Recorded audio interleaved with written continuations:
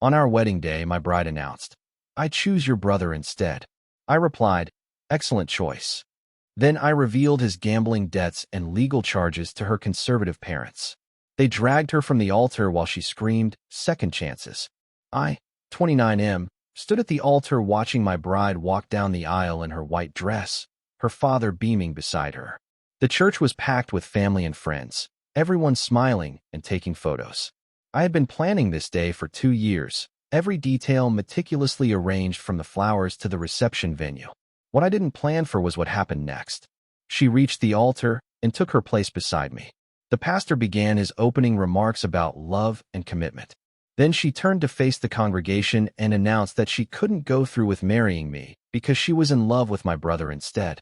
The church fell silent except for someone's phone dropping to the floor. I looked at my brother sitting in the front row. He had gone completely pale and was shaking his head frantically.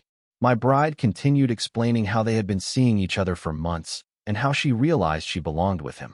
She apologized to everyone for the timing, but said she had to follow her heart. The guests were murmuring and shifting uncomfortably. Her parents looked mortified. My parents looked confused and angry. I felt strangely calm despite the humiliation burning in my chest. I told her that was an excellent choice and congratulated her on her decision. She seemed surprised by my reaction and smiled nervously. Then I asked if her parents knew about my brother's current legal situation before she made this announcement. Her father demanded to know what I was talking about. Her mother was already looking suspicious because my brother had always made her uncomfortable with his lifestyle choices. I explained that my brother had been arrested 3 weeks ago for embezzling money from his company to cover his gambling debts. He owed over $40,000 to various casinos and had started taking money from client accounts to pay them back. The charges included theft, fraud, and money laundering. His court date was scheduled for next month. The silence in the church was deafening. My bride's face went from confused to horrified as she processed what I had just revealed. Her parents were devoutly religious and conservative people who valued reputation and moral character above everything else. Her mother immediately stood up and marched toward the altar. Her father followed close behind with a look of absolute fury. They demanded to know if what I said was true. My brother tried to deny it, but I had brought copies of the court documents in my jacket pocket, anticipating this exact scenario. I handed the papers to her father, who scanned them quickly before showing them to her mother. Their faces went from red to purple with rage. Her mother started yelling about how she had raised her daughter better than this, and how she was not going to let her throw her life away on a criminal. Her father grabbed my bride by the arm and told her they were leaving immediately. She protested and said she loved my brother and wanted to give him a second chance. Her mother cut her off and said there would be no second chances for criminals in their family. My bride looked desperately at my brother for support, but he was already heading for the exit, probably planning to disappear before anyone could ask him more questions about his legal troubles. She called after him, but he didn't turn around. Her parents physically dragged her down the aisle while she screamed about second chances and true love. The guests watched in stunned silence as they hauled her out of the church. Her wedding dress was getting dirty from being pulled across the floor, but her parents clearly didn't care about preserving the moment anymore. My best man asked what I wanted to do about the reception. I told everyone the party was still happening because the food was already paid for and people had traveled from out of town. About half the guests actually showed up to eat and drink while discussing what they had just witnessed. Update 1. 3 days after the wedding disaster, my brother called asking if we could meet for coffee. He wanted to explain his side of the story and apologize for everything that had happened. I agreed to meet him at a diner downtown where we used to go as kids. He looked terrible when he arrived. His usual confident demeanor was completely gone, and he seemed to have aged years in just a few days. He sat across from me and immediately started explaining how the gambling had started as just weekend fun with coworkers, but had spiraled out of control over the past year. He admitted that he had been stealing money from his company, but claimed he was planning to pay it all back once he won big at the casino. The relationship with my bride had started when she came to him for advice about wedding planning, since he had more experience with vendors and venues from his job in event management. According to him, she had been having doubts about our relationship for months and had confided in him about feeling trapped and unsure about marriage in general. He said one thing led to another, and they developed feelings for each other, but he never intended for it to go as far as it did. I asked him why he didn't just tell me about his feelings instead of sneaking around behind my back for months. He said he was scared of ruining our relationship as brothers and thought the feelings would go away if he ignored them. He also admitted that he had been hoping to resolve his legal and financial problems before anyone found out about them. He begged me to forgive him and asked if there was any way we could work through this as a family. I told him that forgiveness would take time and that I needed space to process everything that had happened. The betrayal hurt more because it came from both my bride and my brother, the two people I trusted most in the world. He understood and said he would respect my need for space. Before leaving, he mentioned that my ex-bride had been trying to contact him constantly since the wedding day, but he had been ignoring her calls and messages. He said he realized that getting involved with her had been a huge mistake and that he wanted to focus on getting his life back together. Update 2. 2 weeks later, my ex-bride showed up at my apartment unannounced. She looked exhausted and had clearly been crying recently. She said her parents had essentially disowned her and she was staying with a friend while trying to figure out what to do next. They had canceled her credit cards and told her she was no longer welcome in their house until she came to her senses. She apologized for humiliating me at the altar and said she realized she had made a terrible mistake. She claimed that she had been confused about her feelings and that the stress of wedding planning had made her question everything about our relationship. She said she never meant for things to go as far as they did with my brother. I asked her what she expected me to say or do about her situation. She said she wasn't asking me to take her back, but hoped we could at least be civil since we had so much history together. She also wanted to know if I had any advice about how to repair her relationship with her parents. I told her that her parents' reaction was predictable given their values and beliefs.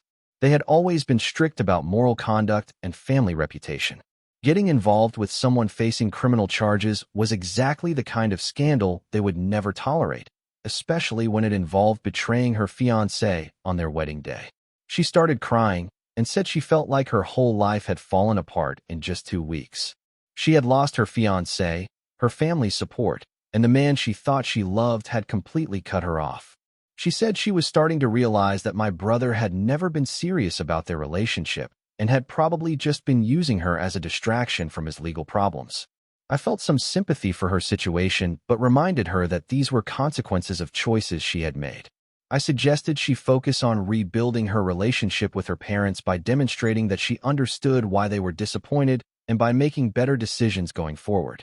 She asked if I thought her parents would ever forgive her.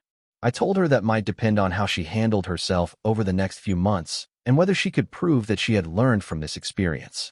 Her parents were traditional people who believed in redemption through consistent good behavior over time. Update 3. A month after our conversation, I heard through mutual friends that my ex-bride had gotten a job at a nonprofit organization and was trying to rebuild her life. She had apparently written a long letter to her parents apologizing for her behavior and asking for their forgiveness, though they hadn't responded yet. My brother's legal situation was progressing slowly through the court system.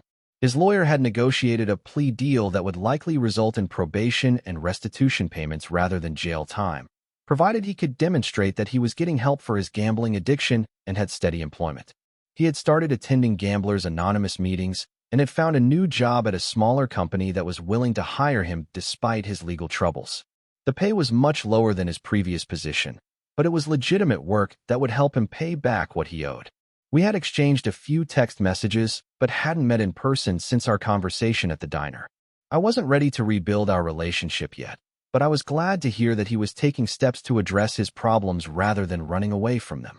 My parents had been asking when I thought I might be ready to start dating again. They were worried that the whole experience had left me too cynical about relationships and marriage. I assured them that I was fine and that I would know when I was ready to move forward. The truth was that I felt surprisingly liberated by everything that had happened. The relationship with my ex-bride had become increasingly stressful over the past year as she seemed more and more anxious about commitment and adult responsibilities. Her behavior at the altar had been shocking, but it had also prevented me from making what would probably have been a mistake. I realized that someone who would betray their partner and announce it publicly at their wedding was not someone I wanted to build a life with anyway. The humiliation had been intense, but it was temporary. Being married to someone fundamentally dishonest would have been much worse in the long run. Update 4. 6 months later, I ran into my ex-bride at a grocery store. She looked healthier and more put together than the last time I had seen her. She approached me cautiously and asked if we could talk briefly. I agreed since we were in a public place and the conversation would probably be short. She told me that her parents had finally agreed to see her after months of her consistently demonstrating better judgment and stability.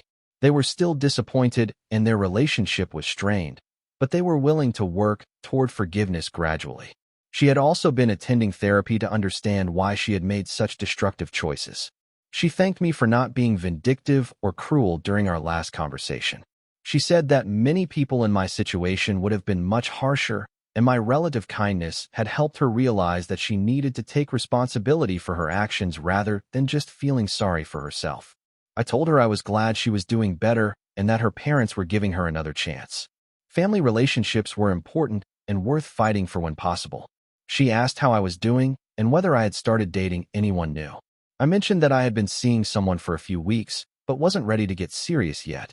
She said she understood and hoped I would find someone who deserved me. The conversation ended on a surprisingly positive note considering everything that had happened between us. As I drove home, I reflected on how much my life had changed since that day at the altar. The immediate aftermath had been painful and embarrassing, but it had also freed me from a relationship that wasn't working and opened up possibilities I hadn't considered before. The woman I had been dating was nothing like my ex-bride. She was straightforward about her feelings, reliable in her commitments, and genuinely interested in building something stable and honest. We were taking things slowly, but I was optimistic about where the relationship might lead. My brother and I had started talking more regularly, though we hadn't fully repaired our relationship yet. He was making steady progress with his legal and financial problems and seemed genuinely committed to changing his lifestyle. Time would tell whether he could maintain those changes long-term, but I was cautiously hopeful. The whole experience had taught me valuable lessons about trust, communication, and the importance of paying attention to red flags in relationships. My ex-bride had shown signs of anxiety and uncertainty about our future for months before the wedding, but I had dismissed those concerns as normal pre-wedding jitters rather than addressing them directly. Looking back, I realized that having those difficult conversations earlier might have prevented the public humiliation at the altar, even if it had still resulted in the end of our relationship. Honest communication was uncomfortable sometimes, but it was always better than letting problems fester until they exploded dramatically. I also learned that my instinct to prepare for the worst-case scenario had served me well. Bringing those court documents to the wedding had felt paranoid at the time, but having them available had allowed me to respond effectively when my ex-bride made her announcement. Sometimes being prepared for disaster was just good planning rather than pessimism. The experience had ultimately made me more confident in my ability to handle unexpected challenges and more selective about the people I chose to trust with important aspects of my life. It had been painful, but it had also been educational in ways that would benefit me for years to come. If you'd like to see more stories like this, a gentle tap on the subscribe button would mean the world to us. Please subscribe.